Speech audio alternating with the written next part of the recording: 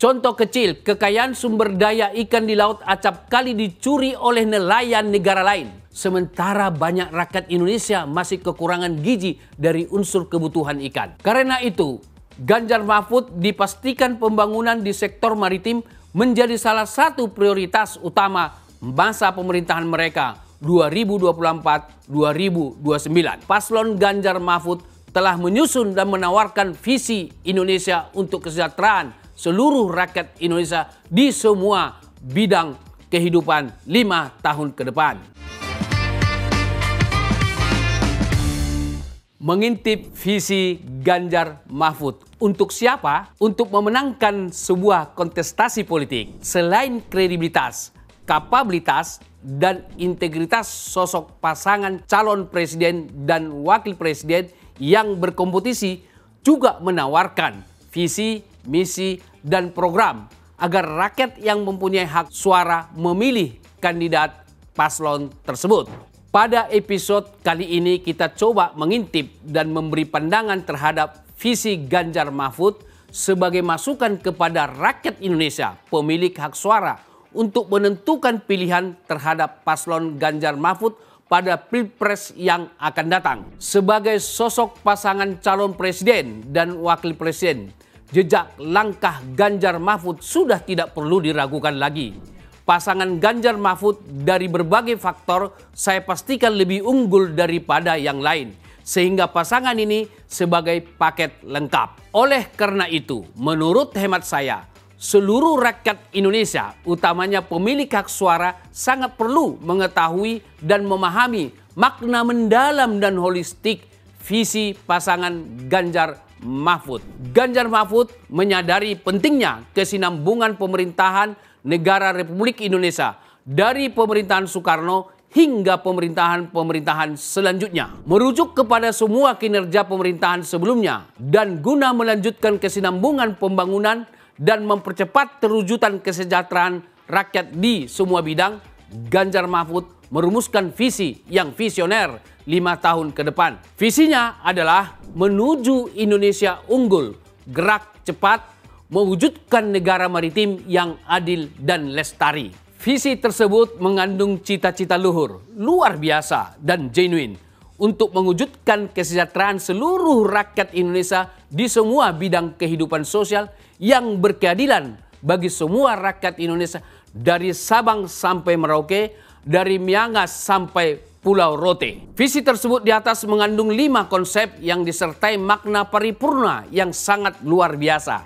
Mari kita simak berikut ini. Pertama, Indonesia unggul merupakan kehendak bahwa Indonesia tidak hanya sekedar menjadi negara maju, tidak sekedar menjadi kuat, tidak sekedar berdaya saing, tetapi peningkatan kemajuan, kekuatan, dan daya saing yang dicapai melebihi atau melampaui apa yang dicapai oleh negara lain. Artinya, pemerintahan Ganjar Mahfud 5 tahun ke depan 2024 hingga 2029, bangsa kita tidak sekedar sejajar dengan kemajuan negara lain, tetapi melebihi dari negara-negara lain. Tentu dengan percepatan capaian ini dipastikan kesejahteraan rakyat di semua bidang akan meningkat secara signifikan. Seluruh rakyat Indonesia merasakan kemajuan tersebut, tentu tetap berdasarkan berkeadilan sosial bagi seluruh rakyat Indonesia. Kedua, unggul menggambarkan kondisi pencapaian yang lebih nyata serta tidak berasumsi dan menganggap hal-hal lain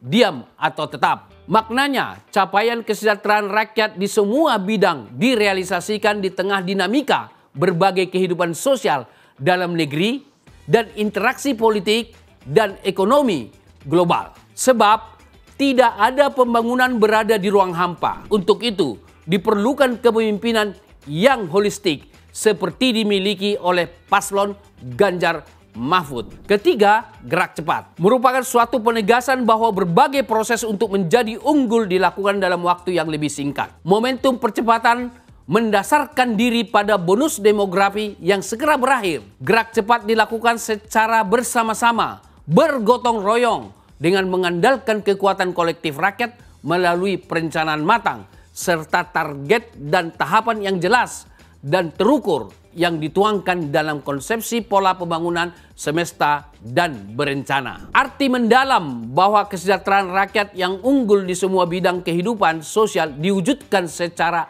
akseleratif dan unggul sehingga pelaksananya dilakukan berdasarkan perencanaan yang strategik dan terukur dari berbagai aspek, termasuk target dan skema, serta sumber pembiayaan yang rasional. Misalnya dalam perencanaan, memasukkan optimalisasi momentum bonus demografi yang segera berakhir. Keempat, negara maritim. Merupakan kesadaran terhadap kekuatan dan posisi Indonesia yang akan membentuk paradigma baru. Bahwa laut bukan lagi pemisah, melainkan pemersatu. Laut adalah jalan masa depan sekaligus kekuatan ekonomi, konektivitas, diplomasi, serta pertahanan dan keamanan. Laut dapat dimanfaatkan, dijaga, dan dirawat secara berkelanjutan agar bermuara pada kedaulatan negara dan kemakmuran bagi seluruh rakyat Indonesia. Maknanya, laut atau maritim bagian yang tak terpisahkan dari wilayah daratan yang membentang dari Sabang sampai Merauke, dari Miangas sampai Pulau Rote, di dalam pengelolaan negara di semua sektor pembangunan. Ganjar Mahfud akan mengelola laut kita secara maksimal dan tetap menjaga kelestarian dan kesinambungan lingkungan di laut. Potensi ekonomi maritim akan dimaksimalisasi sehingga APBN meningkat signifikan. Dengan demikian, pembiayaan percepatan pembangunan di semua sektor dapat terpenuhi. Gagasan ini sangat brilian dan rasional. Mengapa? Kekayaan kita di laut sangat luar biasa, yang selama ini belum terkelola dengan baik. Contoh kecil, kekayaan sumber daya ikan di laut acap kali dicuri oleh nelayan negara lain. Sementara banyak rakyat Indonesia masih kekurangan gizi dari unsur kebutuhan ikan. Karena itu, Ganjar Mahfud dipastikan pembangunan di sektor maritim menjadi salah satu prioritas utama masa pemerintahan mereka 2024-2029.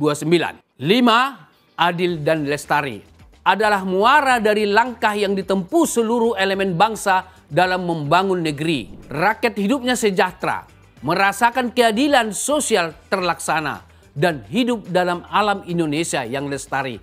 Sehingga tiap manusia Indonesia betul-betul merasakan dipangku oleh Ibu Pertiwi. Artinya, berkeadilan di semua kehidupan sosial suatu hal yang mutlak dirasakan dan dinikmati seluruh rakyat Indonesia sebagaimana tercantum pada sila kelima dari Pancasila, yaitu keadilan sosial bagi seluruh rakyat Indonesia. Keadilan sosial artinya seluruh rakyat Indonesia memperoleh kesempatan yang sama di semua bidang kehidupan, termasuk di bidang politik dan demokrasi. Izinkan saya memberi contoh tidak berkeadilan dalam kehidupan demokrasi di Indonesia yang baru-baru ini terjadi di negara kita. Keputusan Mahkamah Konstitusi yang memberikan privilege kepada kepala daerah di bawah umur 40 tahun dapat menjadi calon presiden dan wakil presiden di Republik ini.